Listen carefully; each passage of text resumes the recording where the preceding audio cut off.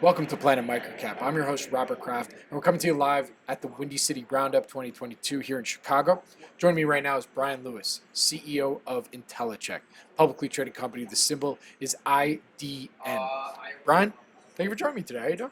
I'm doing well. Thanks for having me. Always great to have you on. So before we get into an update, because it's been actually, believe it or not, even though it feels like we just talked yesterday, it's been a couple years. Before we get into the updates, can you give our audience that quick overview of the company? Yeah, sure. So Intellicheck is used by banks, law enforcement, people who sell age-restricted products to make sure people are who they say they are, whether it's in person or through the digital environment, because we validate a driver's license with what our clients tell us is greater than 99% accuracy. And if your government ID is real, pretty sure you are too. Very good. All right. So as I said, it's been a couple years, but instead of getting all the highlights over the last 2 years, let's say the last 12 months. What would you say are some of the company's highlights and/or lowlights that you might want to address right now? Yeah, I'd say highlights are we continue to grow. To me, the low light is not at the speed which I would like. So, we've done a lot, I think, to help on that. Last year, for the first time, the company really started a marketing effort. So we hired a marketing team, doing really good targeted marketing, bringing in leads. We've significantly added to the sales force. We've hired a lot of people that came from selling identity products to our core market of financial services, so either identity or cybersecurity. We brought on board a new CFO who came from a company that in 4 years went from 0 to $100 million in revenue. So completely understands SaaS modeling, and I think it's going to help not only us internally to understand where we're growing and where we could do better, but also provide better metrics for our investors in the future. Absolutely. I mean, listen, a lot of the interviews are going to be circled around how it's been a tough time for microcaps. I mean, for all businesses, but our microcap world, things have been taking a hit. So for your company in particular, how have you been weathering or trying to weather some of the storms and everything that's been going on? Yeah, our share price has certainly been whipsawed all around.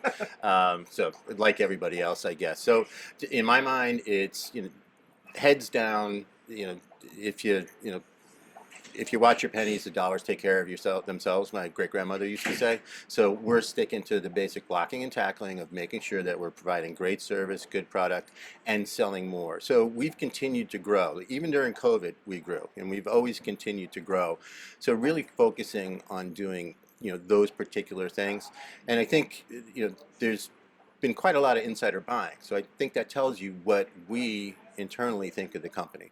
Absolutely. All right, so before I let you go here today, from what you can tell us, what would you then say are some of the company's tailwinds and/or growth drivers for the rest of 2022 going into 2023? Yeah, I think growth drivers are going to be, one, some of these new people bringing in, new salespeople bringing in new logos. We've hired 3 really good strategic account managers because I always felt like we could extract more from our existing clients. I think we're probably only on average 15% penetrated across those. And then, interestingly, new markets that we weren't in when we last spoke. Automotive, we're growing really quickly. We signed a PE-owned big media company who realized that when people are calling in to reset their passwords, they needed to make sure that they were who they said they were, because think of what you can do to somebody's life if you've got their email. Reset every password and get all their banking info. So new markets, I think, are very interesting to us, while always focusing on that core vertical of financial services where we've got some unique, characteristics and properties and secret sauce that nobody else has.